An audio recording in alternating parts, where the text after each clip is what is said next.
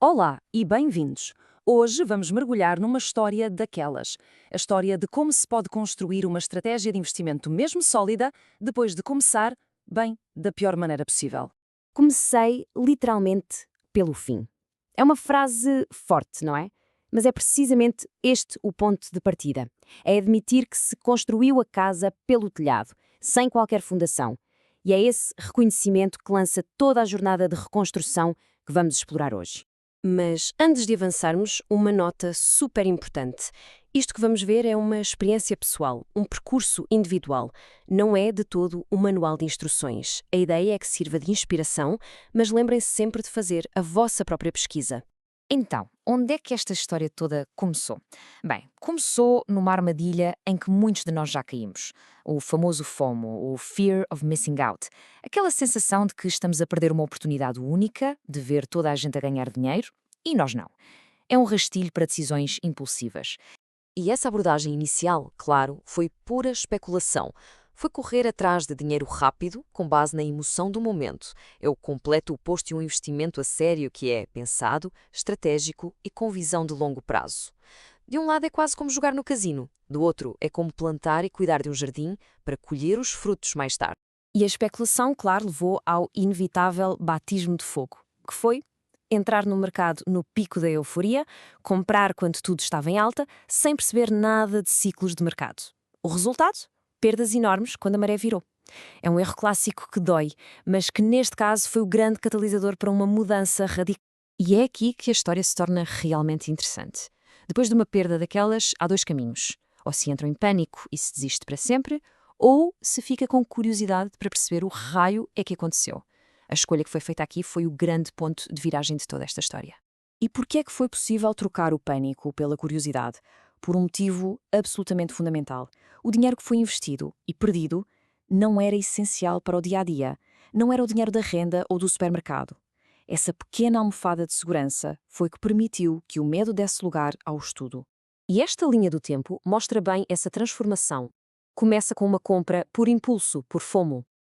Leva a uma crise, com perdas grandes, mas depois, em vez de desistir, começa a fase de estudo, de aprender análise técnica, até que, em abril de 2025, ao ouvir um podcast sobre literacia financeira, acontece a grande epifania. E que epifania foi essa? A de que a casa tinha sido de facto construída pelo telhado.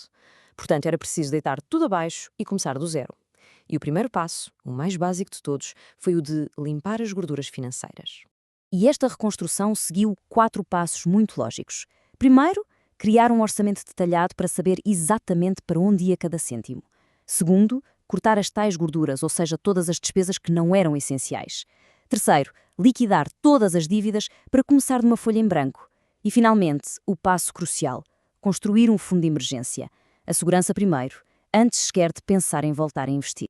Com esta fundação, finalmente, no sítio, bem sólida, aí sim foi possível começar a construir a fortaleza financeira. Vamos então ver como é que todo este processo de aprendizagem deu origem a uma estratégia de investimento completamente nova, muito mais resiliente e que nasceu curiosamente daquele erro inicial. O resultado é isto, uma carteira completamente diferente, muito mais defensiva e equilibrada. Reparem só na inversão. A maior fatia, uns impressionantes 50%, é agora dedicada única e exclusivamente à segurança. E se formos ver em detalhe, cada parte tem uma função muito clara. Os 50% do fundo de emergência estão em produtos de baixíssimo risco, como fundos monetários. Os 35% de investimentos são um motor de crescimento a longo prazo, com ETFs diversificados.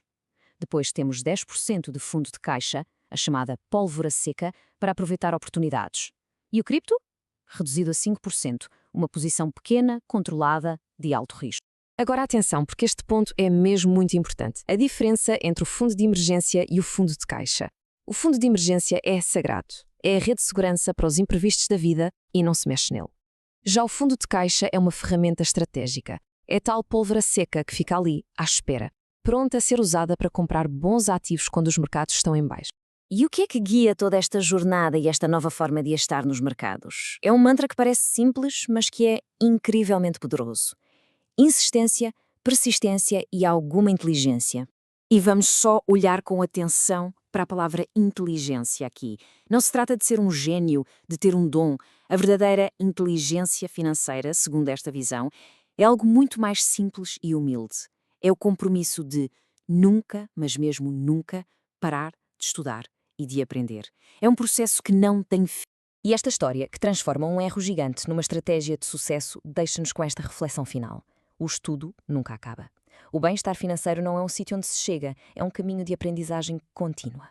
E a questão que fica no ar é, independentemente do ponto em que cada um está, qual vai ser o próximo passo nessa jornada de aprendizagem?